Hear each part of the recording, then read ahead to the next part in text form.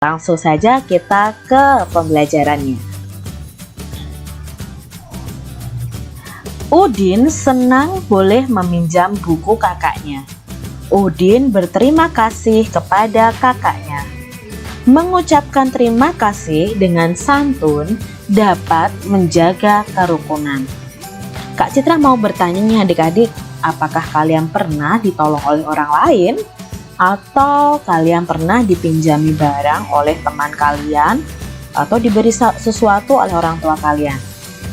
Jika kalian mendapatkan pertolongan atau mendapatkan sesuatu, hendaknya kalian mengucapkan terima kasih dengan santun. Karena mengucapkan terima kasih dengan santun itu dapat menjaga kerukunan. Di sini ada percakapan antara Mutiara dan Udin. Nah, kita simak yuk percakapannya. Terima kasih ya kak, aku boleh meminjam buku kakak. Sama-sama dik, aku ingin menjadi kutu buku seperti kakak, supaya pintar. Wah, hebat kamu dik. Nah, di sini si Udin ingin menjadi seperti kakaknya si Mutiara yang kutu buku. Ingat ya, kutu buku itu adalah ungkapan yang artinya orang yang gemar atau suka membaca. Ya, bukan di buku ada kutunya, tidak seperti itu adik-adik. Ya, kita sudah tahu arti dari kutu buku. Coba buat kalimat dengan kata ungkapan kutu buku. Contohnya, Kak Citra itu mendapat julukan si kutu buku. Bisa seperti itu adik-adik ya.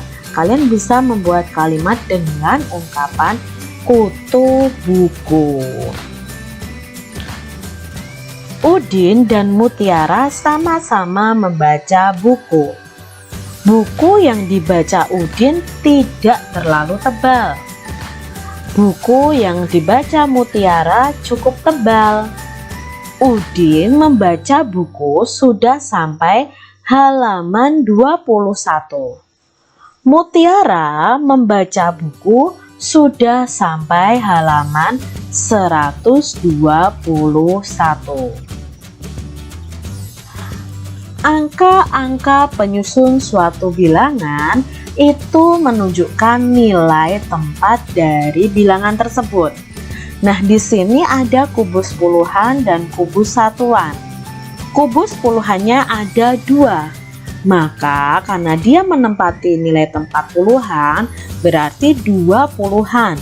Kalau 2 puluhan ditulis angkanya, ditulis lambangnya, yaitu 20. Ditambah ada 1 kubus satuan, maka 1 satuan itu ditulis 1. 20 ditambah 1 sama dengan 21. Lihat di sini. Jadi kesimpulannya 21 terdiri atas 2 puluhan dan 1 satuan. Kalau ditulis dalam bentuk panjang, 21 sama dengan 2 puluhan ditambah 1 satuan. Kalau kita tulis lambangnya sama dengan 20 ditambah 1. Nah, di sini angka 1 yang paling belakang sendiri ini menempati tempat satuan. Angka 2 itu menempati tempat puluhan. Nah, sekarang Mutiara tadi membaca buku sampai halaman 121. 121 bentuk panjangnya berarti 100 ditambah 20 ditambah 1. Nah, kesimpulannya 121 itu terdiri dari 1 ratusan nih, ada 2 puluhan dan 1 satuan. Maka sama dengan 100 ditambah 20 ditambah 1. Kita urutkan angka 1 yang paling belakang itu di tempat satuan, nilainya 1. Angka 2 itu di tempat puluhan, maka nilainya 20. Angka 1 yang paling depan itu di tempat ratusan, maka nilainya adalah 100. Perhatikan di sini ada angka 234 ya. Angka 4 menempati tempat satuan dari belakang ya. Lalu angka 3 menempati tempat puluhan. Angka 2 menempati tempat ratusan, maka membacanya 234. Contoh berikutnya 370, berarti angka 0 menempati tempat satuan. Angka 7 menempati tempat puluhan.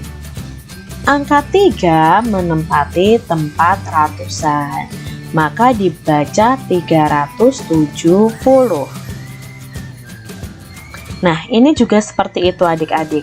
Angka 6 menempati tempat satuan. Angka 0 menempati tempat puluhan. Angka 5 menempati tempat ratusan, maka ini dibacanya 506.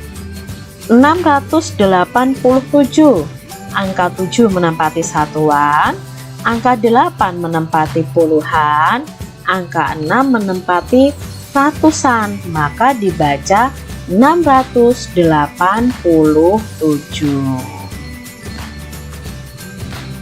Menulis bilangan. Nah, kita ulangi lagi menulis bilangan.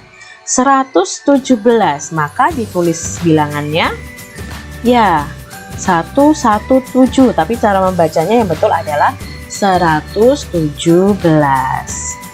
246, ratusannya 2, puluhannya 4, satuannya 6, maka ditulisnya seperti ini.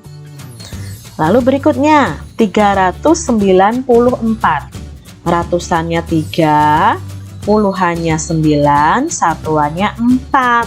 Nah, cara penulisannya yang betul seperti ini adik-adik. Sekarang membaca bilangan. Kalau bilangan ini dibaca 632. Kalau bilangan ini adik-adik, ya ini dibaca 784. Ya, jadi Kak Citra berharap kalian bisa menulis bilangan dan bisa membaca bilangan. Tuliskan kembali percakapan pada halaman 28. Nah, ini kalau di paket ya, percakapan antara Mutiara dan Udin tadi. Kemudian lanjutkan dialognya. Usahakan dialognya mencantumkan lambang bilangan. Nah, di sini Kak Citra sudah punya contoh adik-adik. Di sini Udin kan bilang, "Terima kasih ya Kak, aku boleh meminjam buku Kakak." Nah, mungkin Kak Mutiara bisa berkata seperti ini, "Sama-sama, Dik." Lalu Udin bisa menjawab, "Aku ingin menjadi kutu buku seperti Kakak supaya pintar." Mutiara bisa menjawab, "Wah, hebat kamu, Dik." Nah, tapi di sini kita harus bisa mencantumkan lambang bilangan. Mungkin bisa seperti ini adik-adik. "Halaman berapa yang bercerita tentang bintang lapangan, Kak?" Nah, baru si Mutiara menjawab dengan lambang bilangan yang ada. "Halaman 121, Dik." Maka dalam dialog ini kita sudah mencantumkan lambang bilangan. Ini contoh dari Kak Citra. Udin dan Mutiara berbicara santun. Kesantunan itu menunjukkan Udin dan Mutiara menjaga kerukunan. Udin dan Mutiara juga ramah kepada semua orang. Orang yang ramah akan memiliki banyak teman. Nah, masih ingatkah kalian lagu tentang peramah dan sopan? Nah, di sini kita ingat bahwa lagu ini bisa dinyanyikan panjang dan dinyanyikan pendek sesuai dengan syairnya. Lalu bisa juga dinyanyikan dengan penekanan yang kuat dan tidak. Nah, di sini Contoh, kita menyanyikan lagu ini dengan penekanan yang kuat, khususnya di syair-syair yang ditulis tebal. Ya, jadi coba kalian praktekkan bahwa yang ditulis tebal itu harus dinyanyikan dengan penekanan yang kuat. Begitu adik-adik untuk pembelajaran kita hari ini. Kita sudah belajar di tema 1, subtema 1 pembelajaran 4.